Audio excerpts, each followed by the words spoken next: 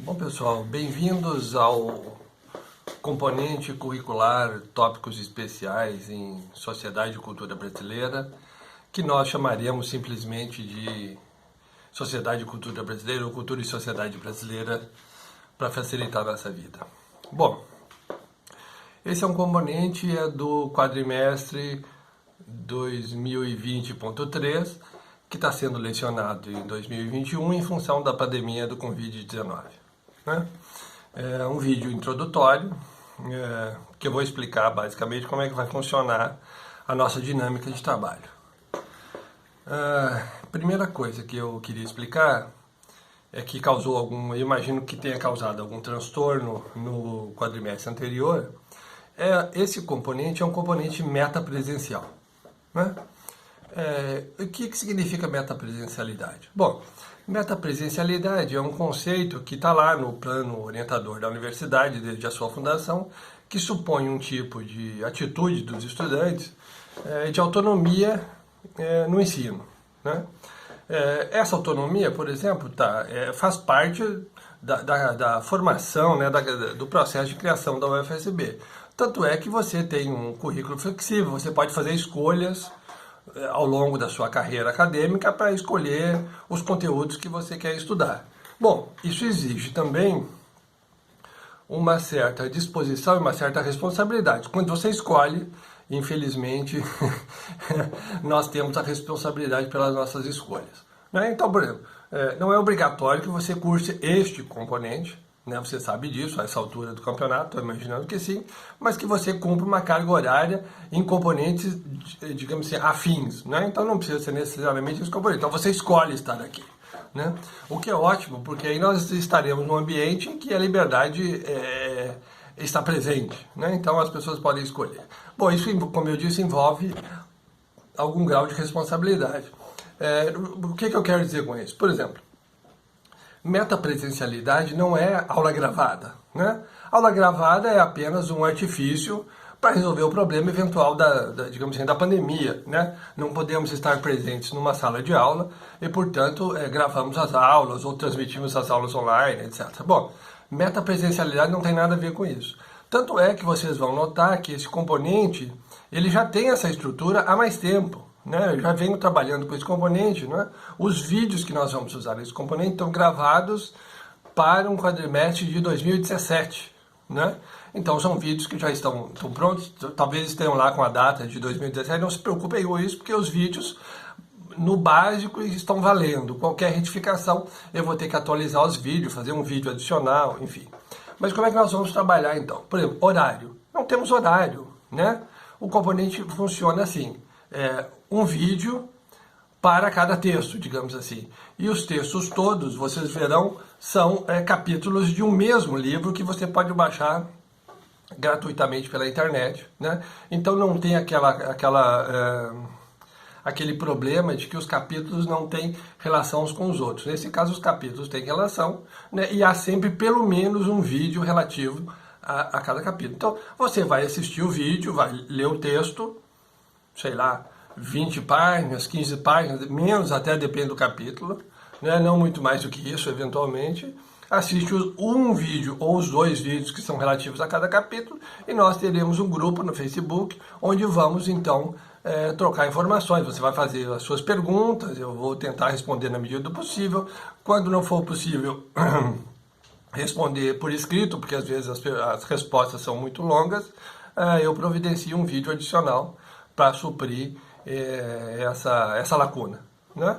Enfim, na verdade, uma boa pergunta não é uma lacuna, né? Mas então nós vamos interagir dessa maneira. Bom, qual é o horário? Não temos horário. Né? Essa é a noção da metapresencialidade. Se você quer estudar à noite, você estuda à noite. Se você quer estudar de manhã, você estuda de manhã à tarde, quando você quiser.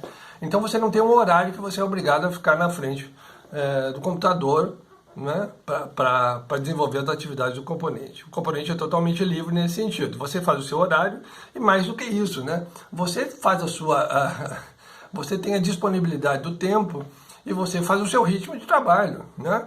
Se você numa semana quer avançar o próximo capítulo, o próximo livro, o material está disponível, você avança.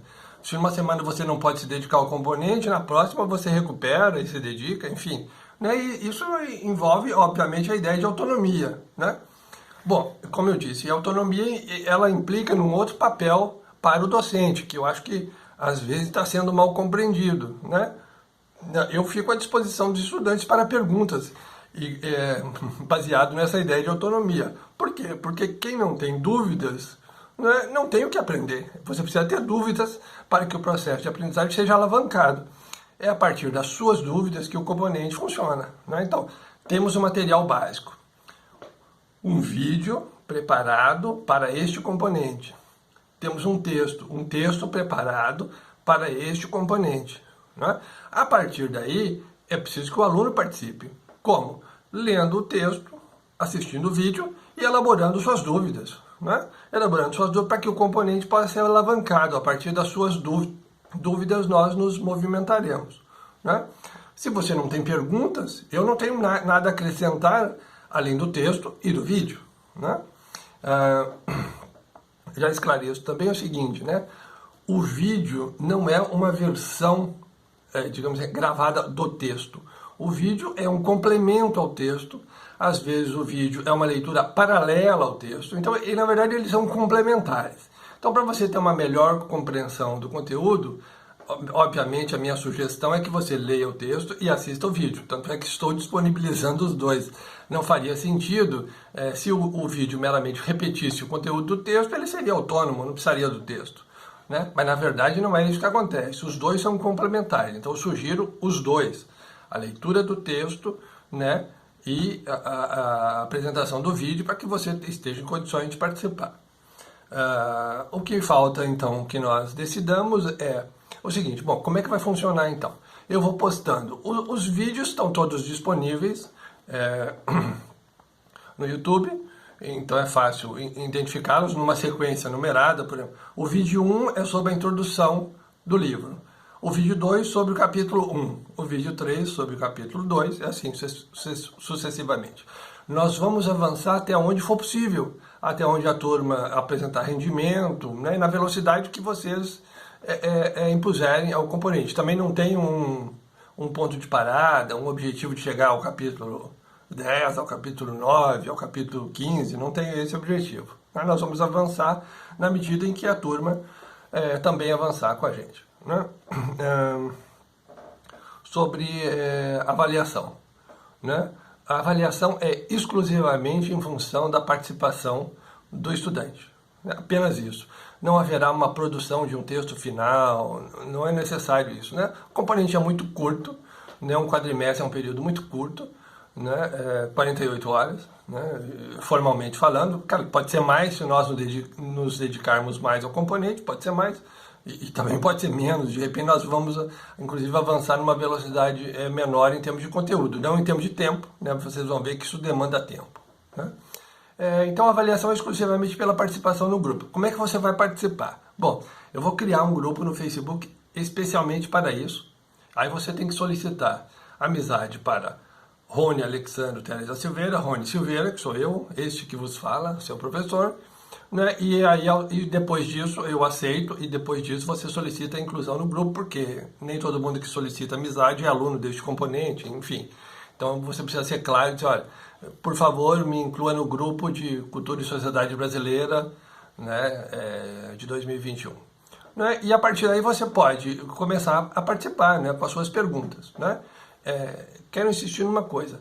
Mesmo, quem já foi meu aluno sabe disso, né? Mesmo em condições presenciais, o componente só funciona a partir da dúvida dos estudantes, né? Mesmo no componente presencial, o meu comportamento é mais ou menos o seguinte: muito bem, boa noite, né?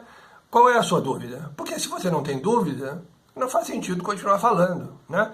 Você já leu o texto, já assistiu o vídeo, o próximo passo é ouvi-lo, né? Pedagogia da Autonomia, esse é um texto do Paulo Freire que você deve ter estudado em Universidade de Sociedade, um componente lá do primeiro quadrimestre, né? Essa é uma base da Universidade Federal do Sul da Bahia, e, portanto, nós trabalhamos assim. Não é nenhuma novidade, não tem nada disso, né?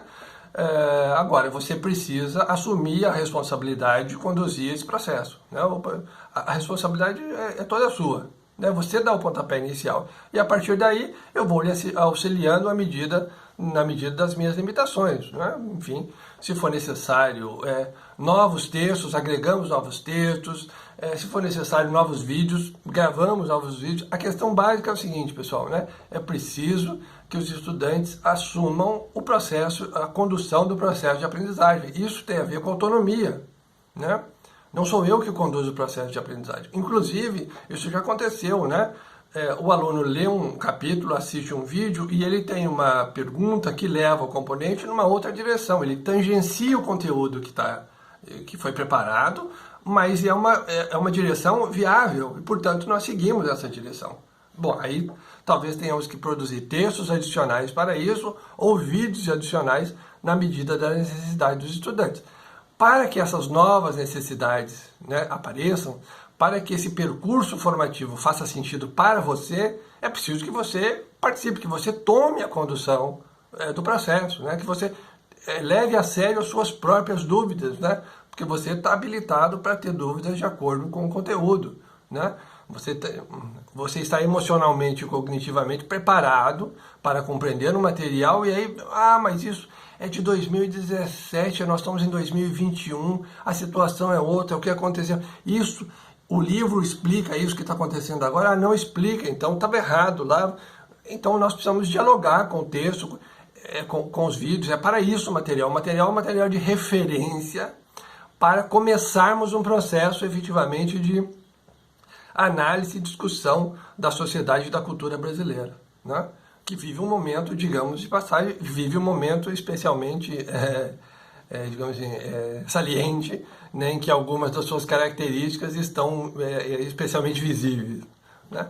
Então, eu acho que nós podemos, com autonomia, com alegria, né, com responsabilidade, com alegria, que eu acho que são dois componentes essenciais do processo de aprendizagem, nós podemos ter um componente agradável, né, em que os alunos não fiquem se lamentando pela ausência presencial do professor, porque no processo de autonomia o professor é secundário, né?